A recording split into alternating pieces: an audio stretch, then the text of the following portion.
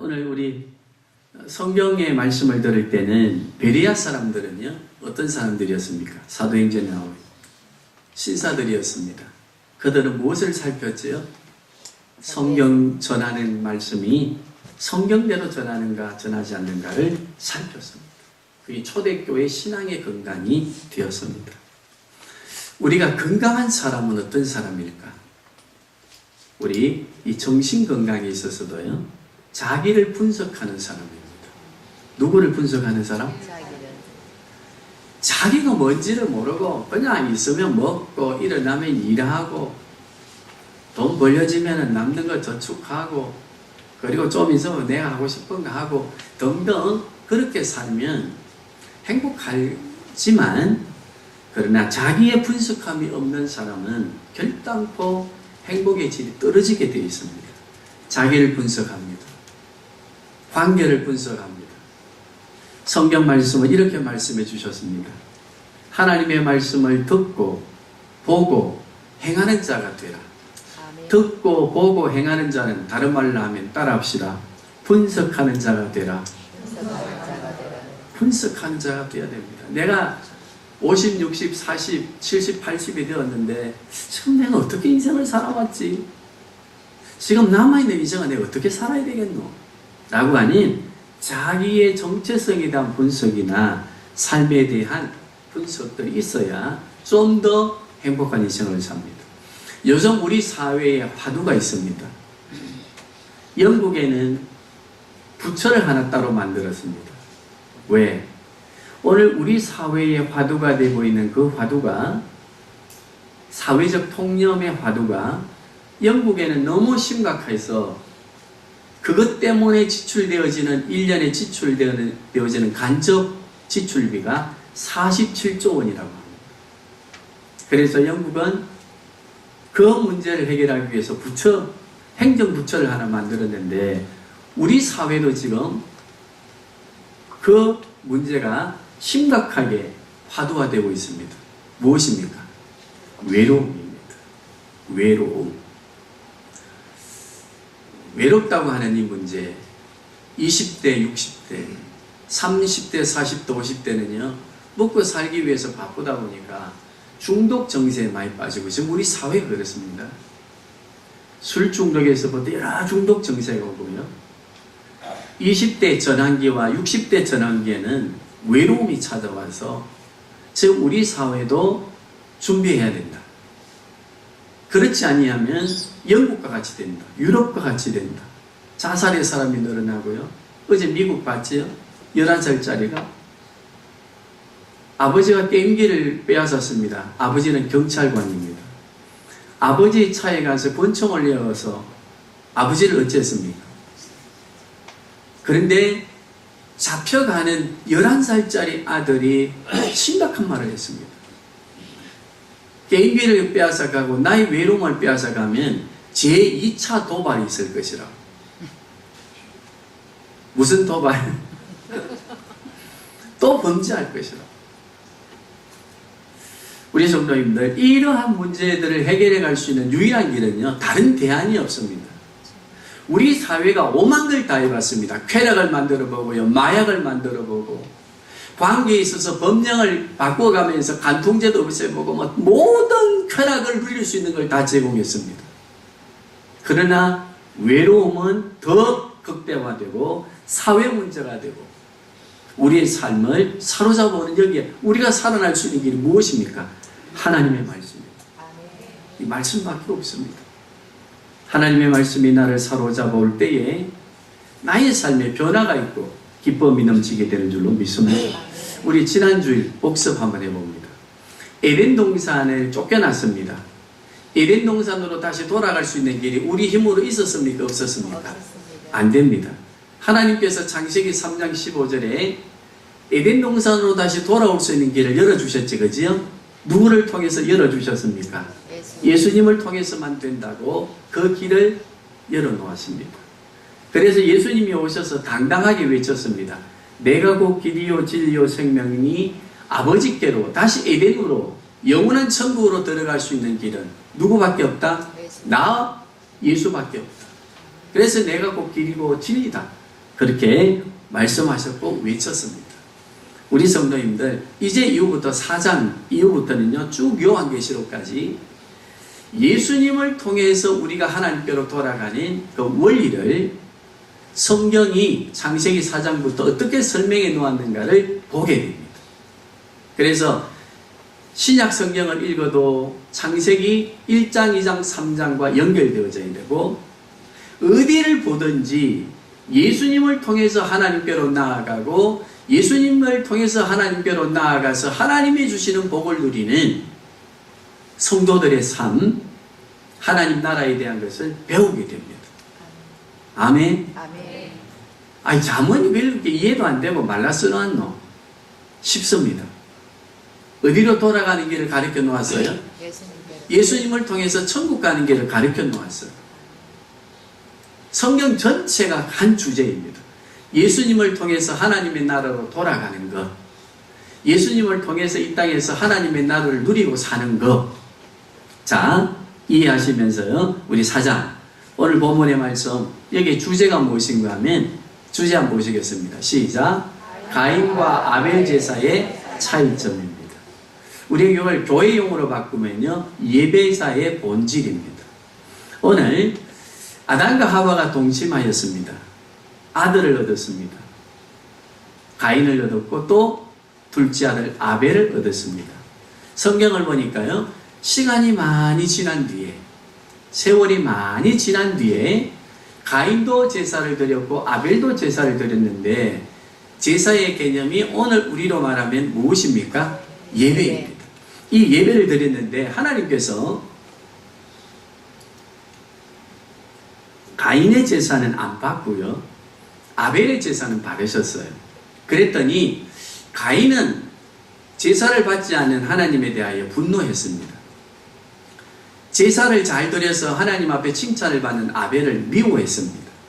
그리고 죽였습니다. 오늘 이 본문의 내용을 가지고 우리가 예배가, 참된 예배, 하나님이 받으시는 예배가 무엇인지 잠깐 살펴보고 마치려고 합니다. 만일 우리가 설교를 들을 때 가인과 아벨의 제사 문제는 제물의 문제다, 그렇게 배웠습니다. 그런데 성경을 다시 한번 보시면요, 아벨과 가인의 제사에 있어서 가인의 제사는 안 받고 아벨의 제사는 하나님이 받으심이 제물의 문제가 아니라 예배를 드리는, 제사를 드리는 사람의 문제임을 성경은 말씀하는데, 자, 우리 3절 한번 보겠습니다. 시작. 세월이 지난 후에 가인은 땅의 소산으로 제물을 삼아 여호와께 드렸고, 4절입니다. 아벨도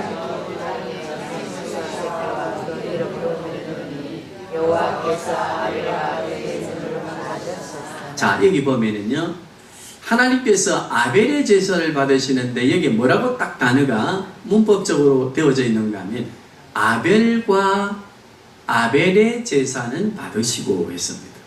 이때에 주어가요, 제물이 아닙니다. 누구입니까? 아벨 자신입니다. 아벨 자신. 자, 5절 다시 한번 보십시다. 시작. 가인과 그의 제물은, 자, 제물의 문제가 아니라 가인과 했을 때는 누구의 문제라고 했습니까? 받으시고 받지 않는 것이 제물의 문제가 아니라 드리는 자의 마음이다. 그러면 가인의 왜 제사는 받지 아니었을까? 그럼 가인은 도대체 어떤 마음으로 드렸을까? 3절을 보니까요, 가인도 아벨도 다 좋은 것으로 하나님께 드렸습니까? 안 드렸습니까? 드렸어요. 제물에 문제가 있습니까? 없습니까? 없습니다. 문제 없어요. 그런데 여기 제물을 바친 자의 모습이 나오는데 가인은요, 어떻게 했습니까? 받으신 것에 대하여는 질투하고 받지 않은 자기의 제사에 대해서는 하나님께 어찌했습니까? 여기 표현이 났습니다. 자, 5절과 6절을 다시 한번 보시겠습니다. 시작. 가인의 그의 제물은 받지 아니하신지라. 자, 가인이 몹시, 자, 마음에 감사하는 마음으로 제사를 드렸습니까? 아니면 가인은 자기의 마음은 관계가 없고 뭐만 하나님 앞에 드렸습니까? 재물만. 재물만 최고의 것으로 드렸지, 그지요? 네. 하나님 말씀 기억나는 말씀이 있을 겁니다. 순종이 세사보다는 나는 외모를 치유하지 아니하고 중심을 보는. 이해가 가십니까? 아멘. 하나님이 받으시는 예배는 신령과 진정해 봅니다. 거기에 예물을 말합니까? 예배드리는 자의 마음을 말합니까? 마음. 우리 성도님들, 오늘 우리 예배 드립니다. 제사 드리고 있습니다. 하나님이 받으시는 제사 예배가 무엇일까요? 내 마음. 마음입니다. 아멘. 우리 생각입니다. 우리는 온통 세상 것에 사로잡혀 있으면서 예물 드렸다고 해서, 지금 1시간 예배 드렸다고 해서 그게 난 예배 드렸다고 생각합니다. 하나님이 받으셨다고 생각하면 안 됩니다. 다시 말씀드립니다. 예배는 예물의 문제가 아니라 드리는 자의 마음의 문제다. 믿음의 문제다. 그지요? 가인이 아벨보다 마음이 나빴다고 하는 이유가 어디 있습니까? 라고 할 때 본문이 딱 설명해 주시, 그지요? 하나님이 가인의 예배를 안 받아보았더니 가인이 바로 뭐 했습니까? 분노했습니다. 분노는 창세기 2장 3장으로 가보면 무엇에 대한 결과였습니까? 죄에 대한 결과였습니다. 그렇다고 한다면 이 분노의 마음을, 옛사람의 구조를, 우리 인간의 근본적인 죄악의 마음을 그대로 가지고 있으면서 주일날 하나님 앞에 나와 예배하고, 교회는 그러한 예배자들을 그리스도인이라고 칭함을 하니까 삶으로 돌아가서는 그 분노가 나타납니까? 안 나타납니까? 그러면 예배드린 자로서의 칭송을 받고 하나님께 영광이 되겠습니까? 안 되겠습니까?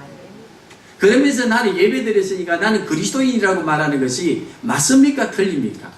제가 너무 강한 어조로 왜라고 하는 것으로 물어서 죄송합니다만 우리 한번 생각해 봐야 돼요. 왜 우리가 변하지 않을까요? 말씀은 골수를 쪼개고 영을 쪼개고 혼을 쪼개다 하는데, 쪼개고 우리를 새로운 피조물로 만든다고 하는데 왜 안 되지요?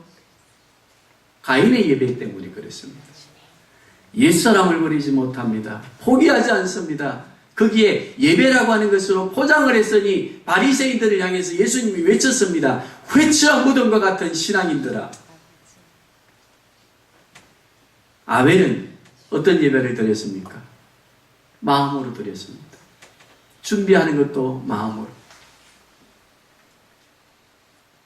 제사하기 위해서 하루 전날 정결나게 하는 것도 마음으로.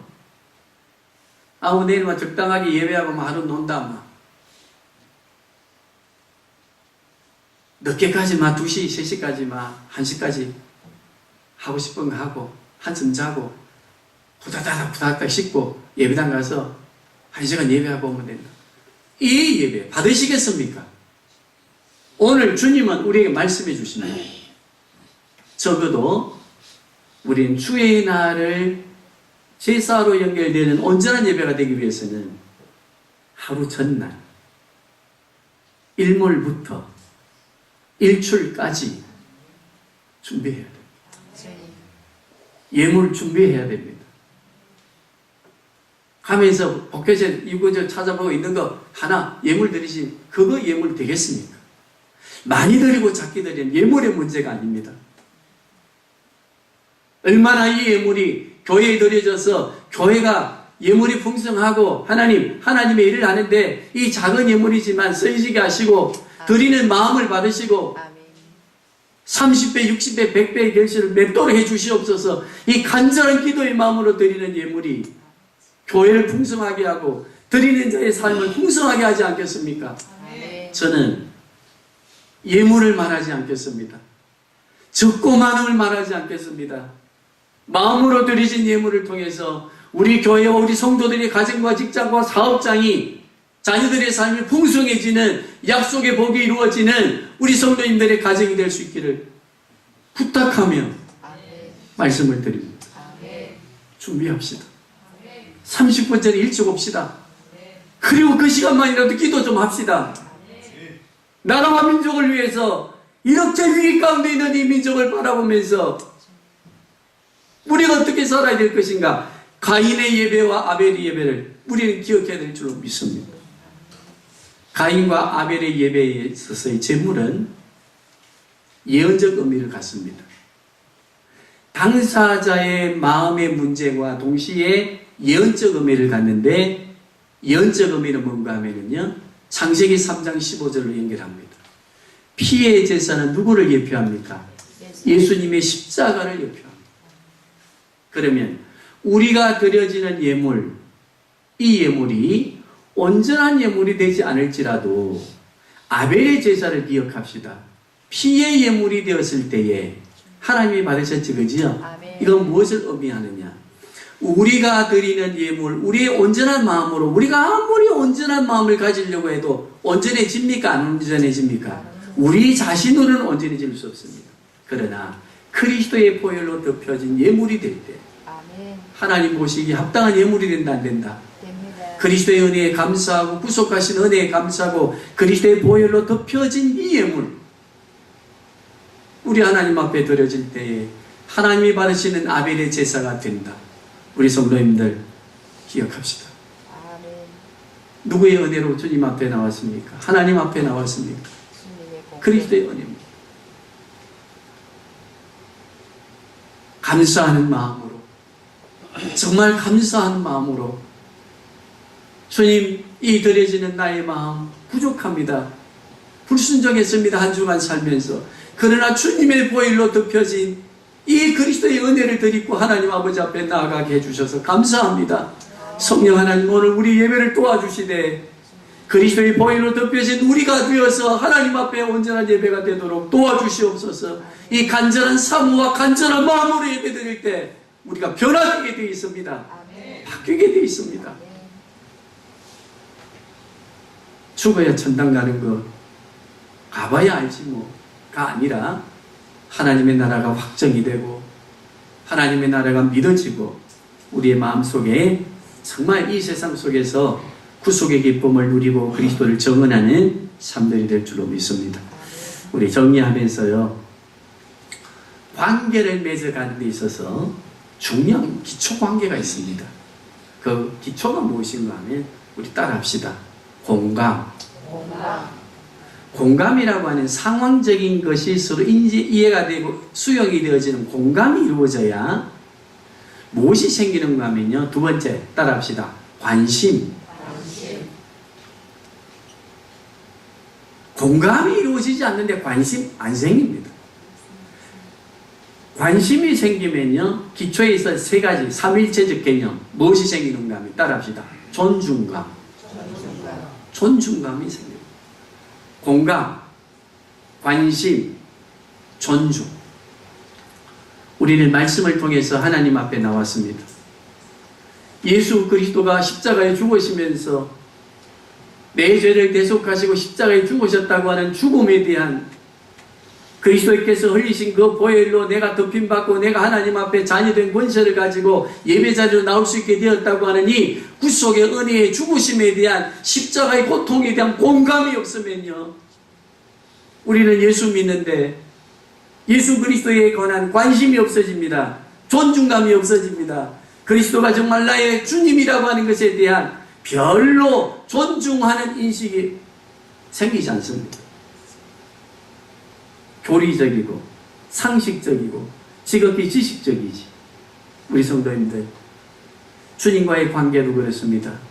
주님의 죽으심의 아픔이 나의 죄다, 내 때문이라고 하는 무엇이 있어야 됩니까? 공감이 있어야 됩니다. 그러면 누구에 대한 관심이 생깁니까? 그러면 성경을 보겠습니까? 안 보겠습니까? 그러면 전도의 대상자가 존귀해 보이겠습니까? 존귀하지 않겠습니까?